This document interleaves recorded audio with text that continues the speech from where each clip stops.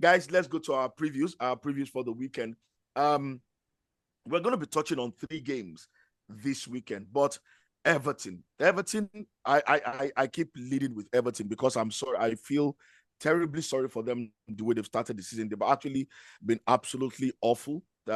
Even when it looked like respite was coming in the final game before the international break against Bournemouth, there were 2 goals up in the first half, and in about 5 second half minutes, as in the last 5-7 minutes of the game, they lost that game 3-2, and it was shocking. But we're going to get to that in a minute. 3 games we're going to be touching on today: Aston Villa at home to Everton, Manchester City versus Brentford, then Tottenham versus Arsenal. And guys, Aston Villa Everton have started the season very, very well.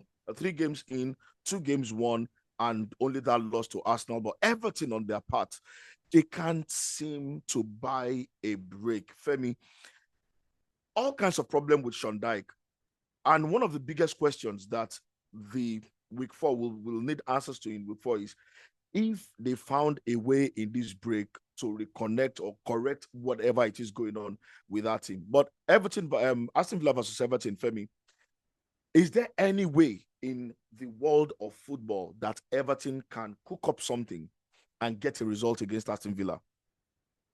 I mean, it's gonna. I mean, football is not science, and we were looking at the results between the two of them. The last 10 games, Villa have won 7 and drawn 3 since 2019.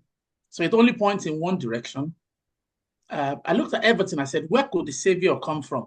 Pickford was not particularly convincing in the 2 games for England, so he's error prone, even though he's the number 1. The defense line, Kane, Mikolenko, Coleman was not particularly happy in that game against England, so he might be slightly injured. Tarkowski, decent players, but can they keep Aston Villa out? I'm not sure. And they've got Ashley Young suspended at the minute, so I think he's probably going to be back for that game because that game where he got sent off, there was a lot of talk around what happened there. But we'll leave that and just come straight to where they. I mean, down the middle, they've already lost their biggest influence on Nana to Aston Villa. So it's coming to now probably talk about the cause of the X, show them why exactly, create more and more problems. It's like the 2 Irish boys that left Ireland to play for England, and there are only 2, Jack and Declan, who scored against Ireland. There's always the cause of the X in football. So I've looked at the team. Maybe they would have had this surprise element with Hannah and Broja that they got from Chelsea, but the guy is even out injured at the minute. So they can score goals as they showed against Bournemouth, but that's a goodest impact. Can they score away at Aston Villa with the pedigree of the Aston Villa manager, the way he prowls that touchline and ensures the players are on top of their game? I can't see where Everton are going to get it from. I mean, they could play out of their skin and get a miracle, but they've only got a very, very, very remote chance of that. So reasonably, I'd have to give that game to Aston Villa by a clear 2-0, honestly.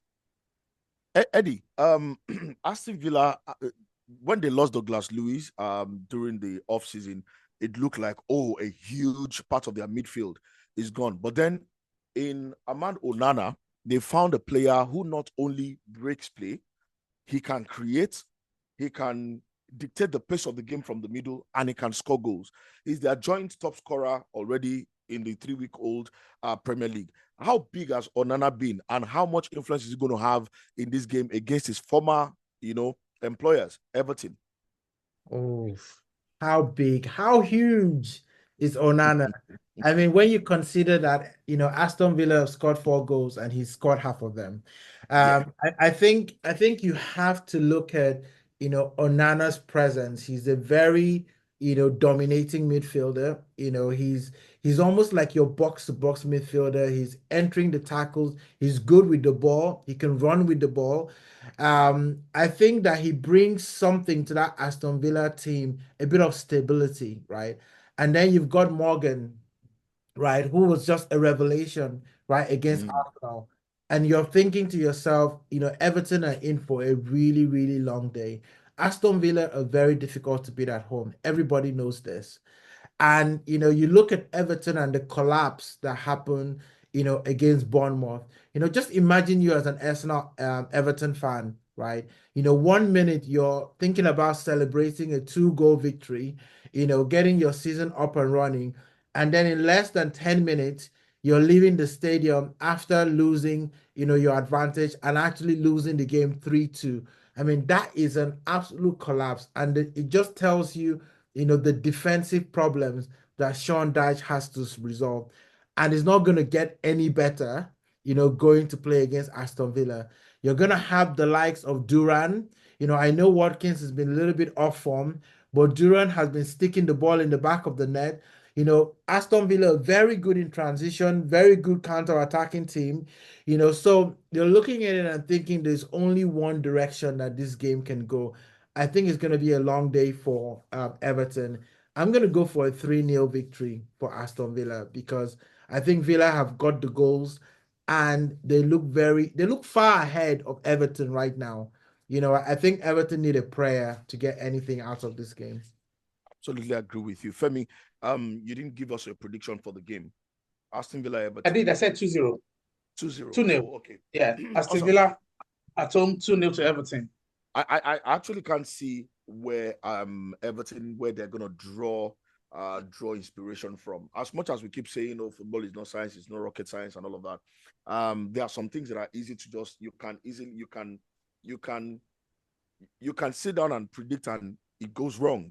But in this one, I hardly think it will go wrong. Aston Villa are playing the kind of football right now under Emery that their intensity is very, very high. They try to stand toe to toe with a lot of the top teams in the land. One of the things it does that I love to see, and I'm not surprised after losing Douglas Luiz, bringing in an Onana, is it likes to dominate the midfield. It takes the midfield away from you, and then it determines how the game goes, and that's what they've done, except for against Arsenal this season. But there's something that is very, very worrying, and for Aston Villa, their last 5 games at home, they've only won 1, and that victory was against AFC Bournemouth. But then look at the opposition they've had. Brentford, they played a 3-3 draw with Brentford. They played a 2-2 draw with Chelsea, played a 3-3 draw with Liverpool, and then they lost to Arsenal. Their last home game, they lost to Arsenal 2-0. So one of the biggest problems for them will be they concede goals.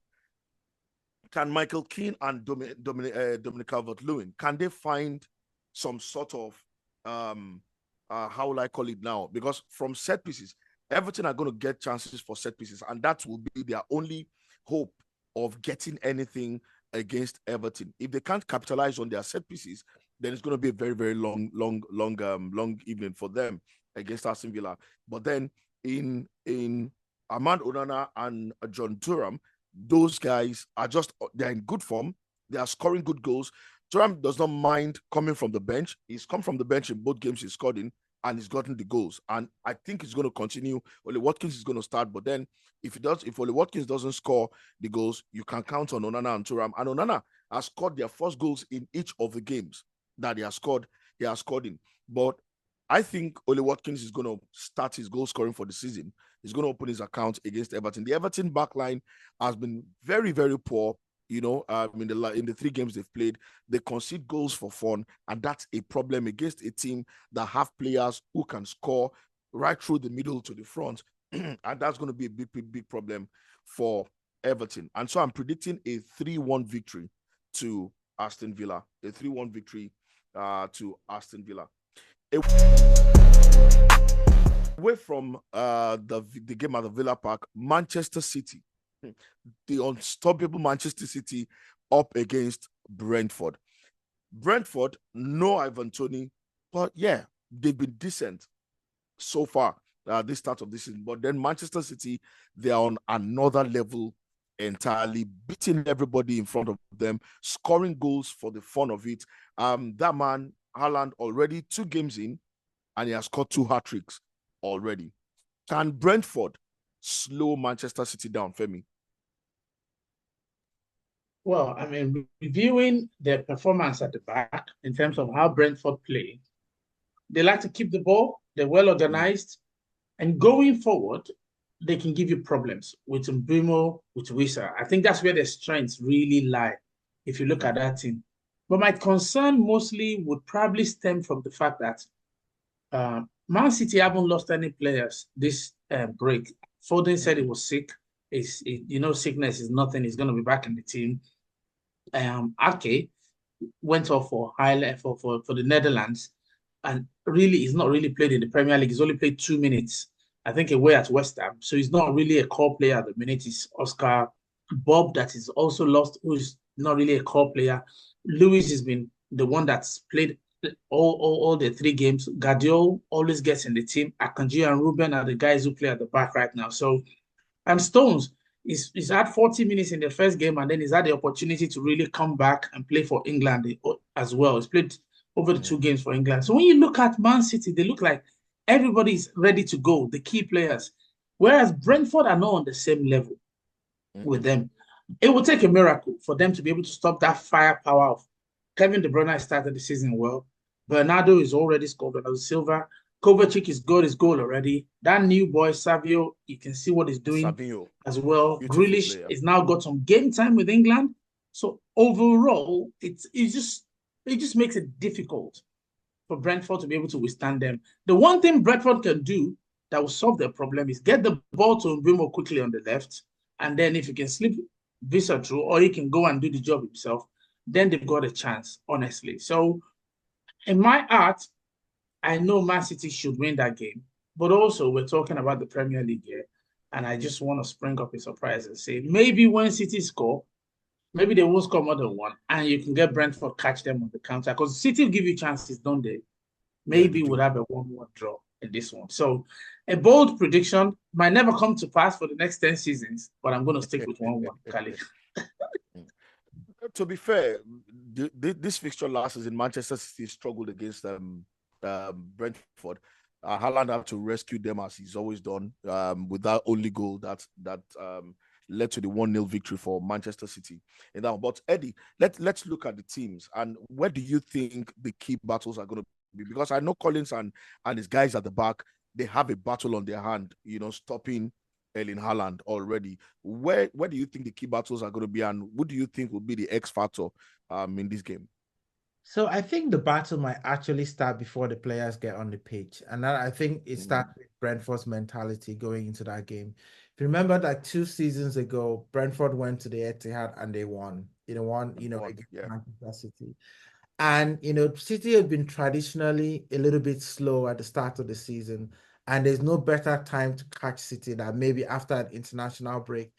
Even though granted, a lot of their players pulled out, of the international break, likes of Foden, and they didn't really play much for their countries. You would want to think that, Brentford can perhaps, for me, I look at where the Brentford can have a bit of advantage. City like to wear teams down, when they start games. We love the possession, right? So Brentford will have to be compact. They would have to make sure that they deny, City the ability to stretch things, because that's where City is at their best, right? And then they're going to hope that they can get an early goal or a set-piece goal where Mbeumo or maybe Pinnock, who's very, very good, heading the ball. So those players could, maybe frustrate City, in this game. But then you now look at the resources that City have, right? You now look at their midfield. You look at Rodri. You look at Haaland that has started the season on fire, with a hat-trick after hat-trick, So you kind of look at it and say, well, if Brentford have to put up a fight, this is going to be something they have to do in the middle of the pack, not giving City the space, but also be very, very solid in defense. And then hoping that they can stretch this game to the very last 10 or 15 minutes of the game without being heavily damaged. Because you feel that if the game is going to the 70th minute, 1-0, even if it's 1-0 to City, I think Brentford will still feel like they can do something. But if this game is like 3-0 before halftime, then you can expect, City to run all over them. You can then start to say, how big would the scoreline be, right? So for me, I think that you cannot ignore Haaland, you cannot ignore Rodri, and you cannot ignore, what they have in that part of the field. But my prediction is going to be a 2-1 victory to City, because I just think that they find a way to win, right? The only chance that Brentford have, score an early goal, try and keep it compact, but I just don't see how Haaland, who's just fresh of a hat-trick, will be denied at least one goal in this game. And then the likes of De Bruyne, can pop up with a goal, or Grealish, who will be buoyed from coming from the international game, scoring a goal, feeling that he can do something in the game as well, especially if he gets the nod from Pep. So that's why I think this will be difficult. So 2-1 to Man City. The only team in the last 2-3 seasons that I've done, I think, I'm not very sure of this one, but I know Brentford did a double over Manchester City 2 seasons ago. That's the 2022-2023 season. They did a double over Manchester City, won 1-0 at the Etihad Stadium, and then defeated City 2-1. Defeated City 2-1 at the Etihad Stadium, and then won the reverse 1-0. And City have found it difficult against them. Last season, City did a double over them, but the game at the Etihad was actually a very tough one for City, where City could only get a goal through Haaland, at some point in the game. Now, Eddie, you pointed something out, and I think that's the only way Brentford can get anything out of this game. Get an early goal and then keep it tight at the back, because you don't want to give them the time and space. Anybody around that front, the front 5, front 7 for Manchester City, you don't want to give them time and space on the ball. They're going to press you till the death, but you've got to find a way to keep a very, very disciplined defensive line, keep your shape at all times, keep it very, very compact. Don't give them the room for De Bruyne to play in those intricate passing. Don't give space for Haaland to run off the shoulders of defenders. Savinho, the new boy, his trickery has been absolutely, he keeps reminding me gradually of Bernardo Silva, or even in some ways, David Silva. He keeps running rings round defenders, and he wears you out, and that's what he has done in the games he has played so far. Doku is there on the left, Grealish is there on the left, De Bruyne is back from scoring goals on the international break as well. So everything points to a City victory, except Brentford can make it difficult for them by not giving them time and space on the ball. You've got to be aggressive in the tackles. You've got to be aggressive in the marking. You've got to find those pieces where that you can make sure you block them. And then every time you have an opportunity for counter-attack, because City will defend high. They will be very, very, they'll keep a high line. The counter-attack, Wissa can run. Mbeumo can be a nuisance sometimes. He can run at you and, disturb you in every way. You've got to find a way to release those guys, release them as quickly as possible. And when there's set pieces, Pinnock, Collins, Mbeumo, and the rest of them must convert any kind of chance they create in the game, no matter how half or how, if it's a quarter chance or whatever kind of chance they create, they must convert them if they're going to win. But I just think City have started the season so well. They've been lucky in terms of injuries. Yeah, even though 1 or 2 players, aka Foden, is just not feeling too good, but we're going to see Foden back for this one. I think City will just win this one, and I'm going for a 2-1 victory for Manchester City. Our final game of the weekend, Tottenham Hotspur at the Tottenham Hotspur Stadium versus Arsenal.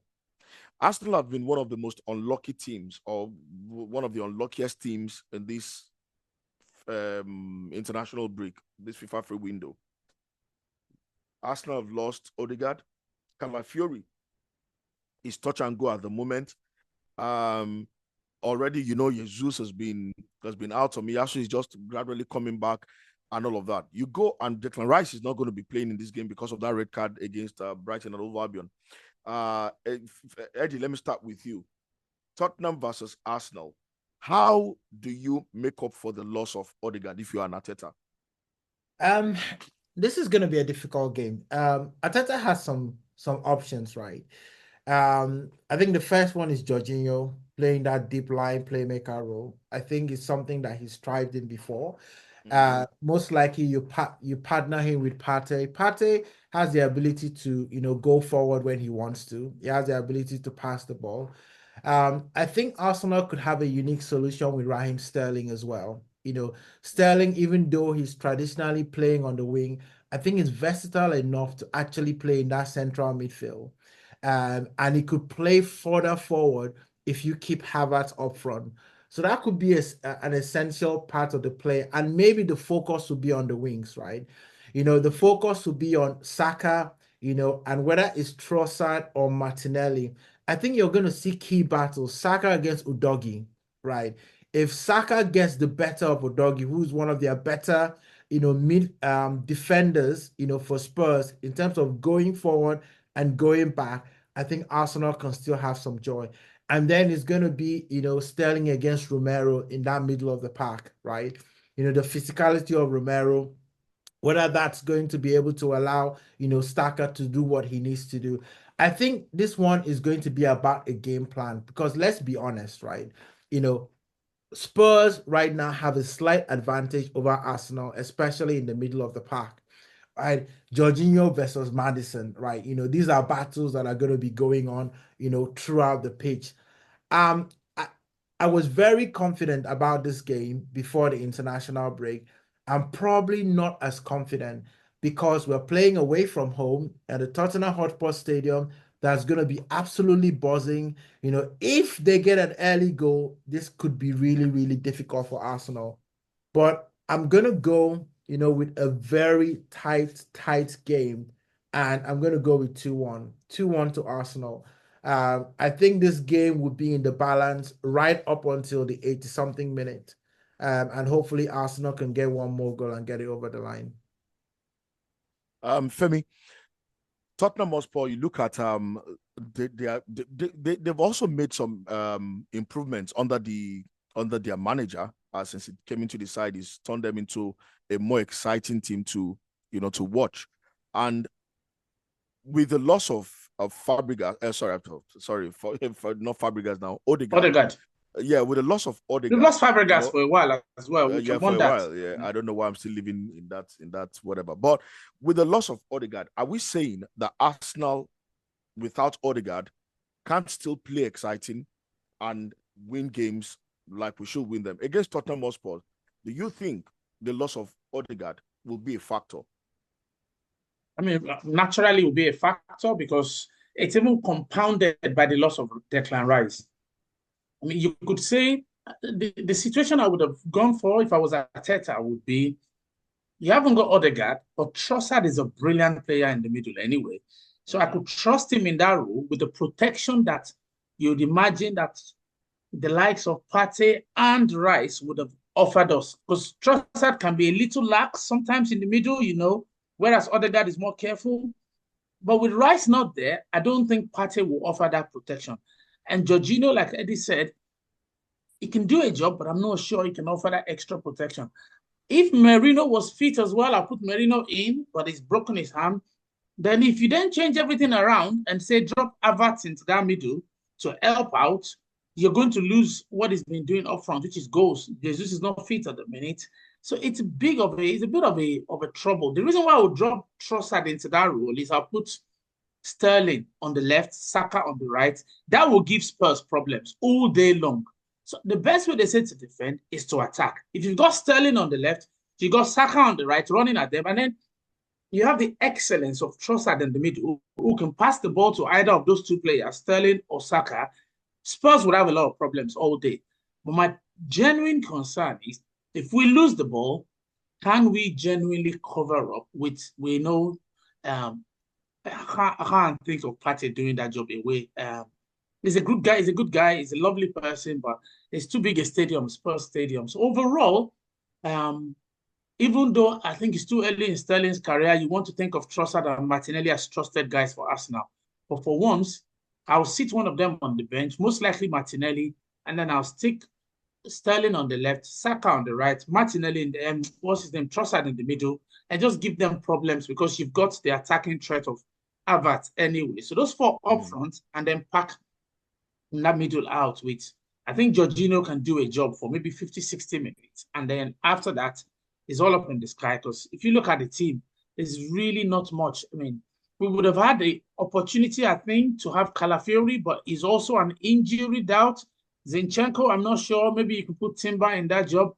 It's a bit difficult. There are players who can do the job, but it's just difficult. I'll just sum it up and say, if you put Sterling on the left, you put Saka on the right, Trossard in the middle, Havertz up top, maybe we can trouble them enough to win that game 2-1.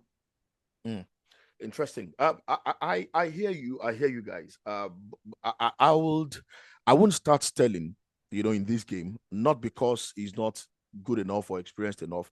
One of the things that, and I say this to a lot of people, Trossard is a brilliant player, but playing from the wings, one of the things he benefits when he comes off the bench is Martinelli has already won off whoever is playing the right back for the opponent. So Leo comes in with his trickery, with his dribbling skills and his positioning, he gets a goal and we all hail him. But Martinelli, because you are running for maybe 50, 60, 70 minutes trying to keep up with Martinelli, you're tired. Your legs are almost gone. And then he gives Trossard, who is not as quick as Nelly, but probably a bit more intelligent and a bit more dynamic on the ball, gives him the space to now run rings, position himself well for passes, run to create chances as well. So I know two players we're trying to replace now, Odegaard and Declan Rice. I'll play Jorginho in that Declan Rice position. I'll leave Partey at the back because one of the things you don't want to lose, and one of the things that has worked well for Arsenal since Partey and Rice have been playing is, you see Partey, when we are defending, Rice supports Partey, and Partey drops deeper and joins the defense. But if you don't put someone who can help him, he wants to stay in that middle and be the gate man. He wants to stay in the middle and just play that his DM role. And then once the ball passes him, we are light at the back. So let Jorginho come into the side. Jorginho plays the Declan Rice role. He can also track back and help with the defensive role and all of that. But then I'll play Trossard. Trossard has said over and over and over again that his best position is the attacking midfield role. And if you look at his kind of football, he likes to create. And that's why he likes to dribble, he likes to pass. He's not just all about run. You can see him when he carries the ball and is running, he quickly changes direction. So someone plays someone like that, and that's what Odegaard does for us. He might not do it as effectively as Odegaard, but I think he's the closest Arsenal have to Odegaard in the team. I'll play him as the 10, play Martinelli on the left, play Saka on the right. In the second 45 minutes or maybe 60, 65 minutes, Nelly off, Sterling comes into the side, Timber joins, Zinchenko joins the midfield so that Jorginho can rest. Partey, for the first time in how many seasons, he's played the first 3 games of the season and played 2 full international games, 2 90-minute games on it. So it looks like that surgery did a world of good. And it looks like Partey wants to stay fit for a while. So I'll keep him there on the field. And, I think the problem is now going to be Tottenham Hotspur. James Maddison, when he's on song, Spurs look unstoppable. And he's the man to break. Once you are able to cut him off, Tottenham Hotspur don't have the range. They don't have the passes.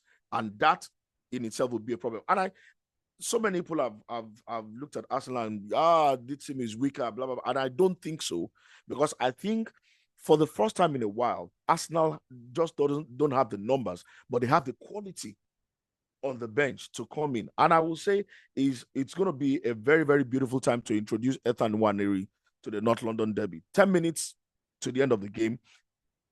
Hopefully Arsenal on the high, Arteta can just throw him in. And then Arteta just signed a new contract. Yeah, maybe this is just going to be a way to celebrate the new contract. But I don't see a problem for Arsenal. Arsenal have gotten the better of Tottenham Hotspur in recent meetings, and I think it's going to continue. So I'm going to go for a 3-1 victory a 3-0 victory to the Arsenal.